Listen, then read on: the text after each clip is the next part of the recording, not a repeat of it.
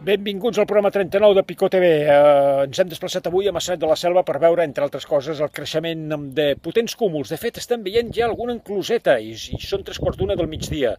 La temperatura la més alta del que portem d'any, 31 graus, per tant hi ha força aliment i l'aire fred que a poc comença a augmentar, les capes altes comença a fer de les seves. Després en parlem a la previsió. Avui anem a fer un repàs d'aparells meteorològics històrics i actuals.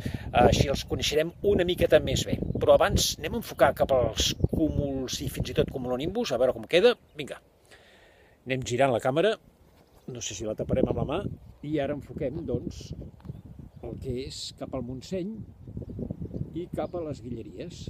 Vegin els cúmuls.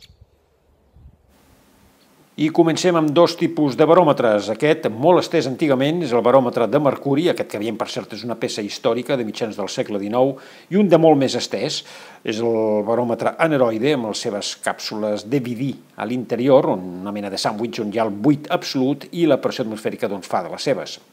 Dos tipus de pluviòmetre, també molt estesos, el típic, el de tota la vida, el pluviòmetre Hellman, amb la seva proveta, lògicament, i el pluviòmetre més casual, podríem dir, en forma de con, on hi cap una precipitació limitada, però vaja, força pràctic.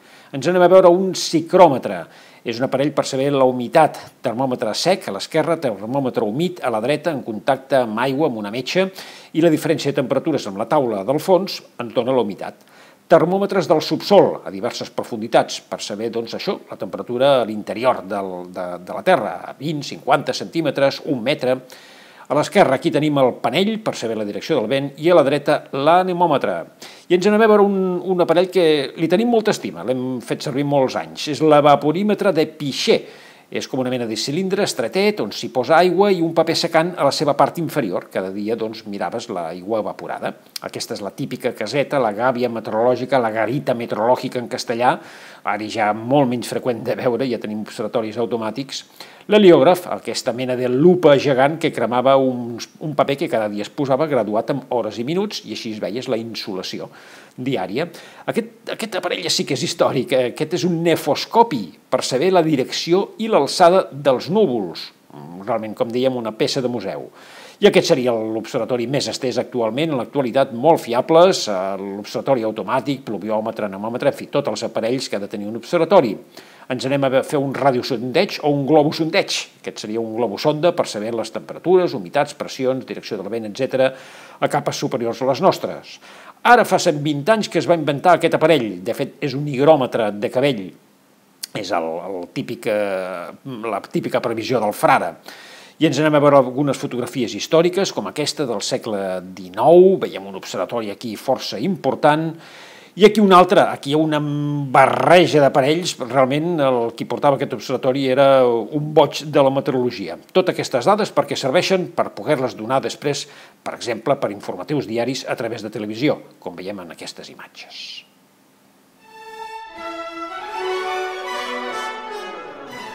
Vinga, doncs anem a la previsió, ja comencem a tenir una mica de moviment, després d'uns quants dies de monotonia, les temperatures altes, injeccions d'humitat, localment afavoreixen la petita entradeta d'aire fred a les capes altes i mitges, aquestes tempestes. Aquesta és una fotografia de les 6 de la tarda d'avui dijous i es podrien veure afectant diverses comarques de Ponent, també del Pirineu, al matí, migdia, fins i tot comarques del nord-est, en fi, una certa irregularitat amb les tempestes, però ja comencem a tenir un miqueta de moviment.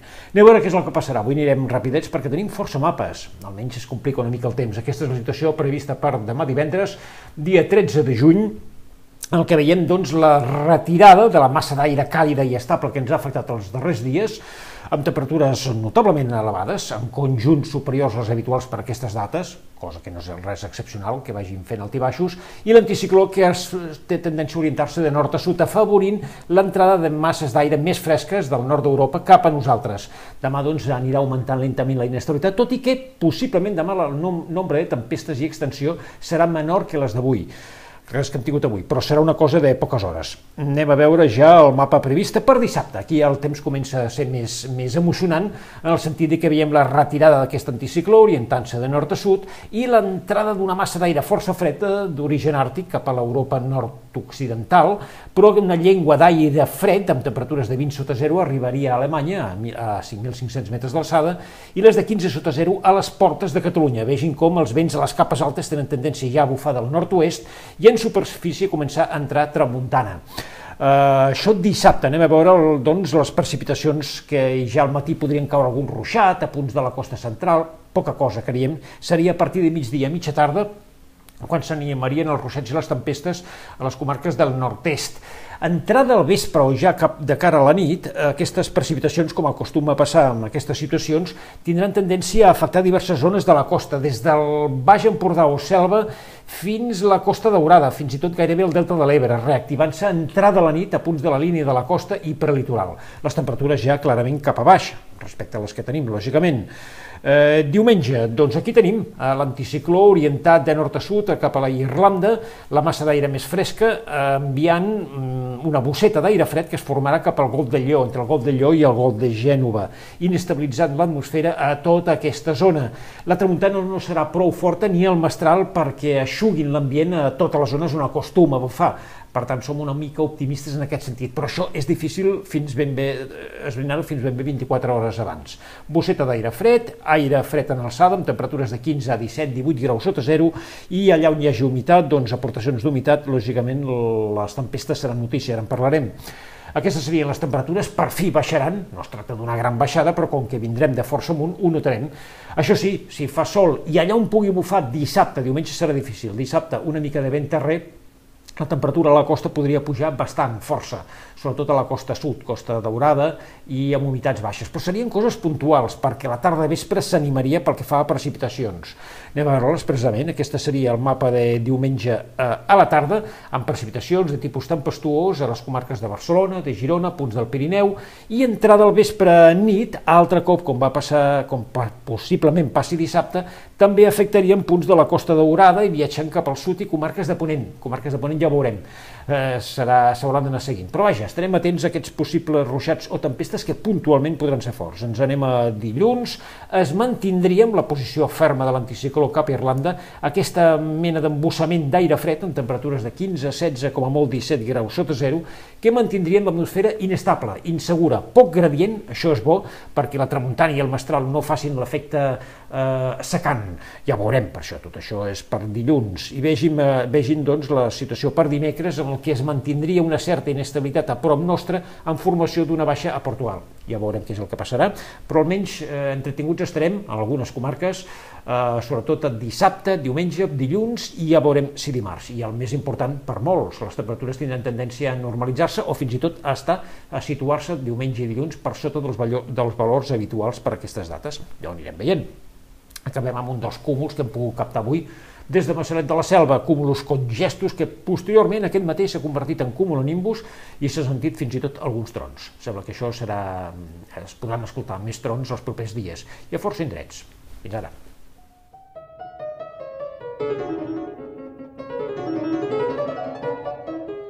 I acabem a sota de l'olivera per protegir-nos de la calor mentre veiem contínuament com creixen els cúmuls. Acabem avui amb música de Mahler. Anem a escoltar, fa mesos vam escoltar el segon moviment de la sinfonia número 1, la Tità. Avui escoltem l'últim moviment, el principi de l'últim moviment, que per cert, diuen els experts que és el principi d'un moviment d'una sinfonia el més explosiu de la història de la música. Per tant, compte, baixin el volum perquè es poden espantar. Mahler i, lògicament, les vostres imatges. Gràcies per tot i ja ho sabeu. Tota la meteo a pico.cat.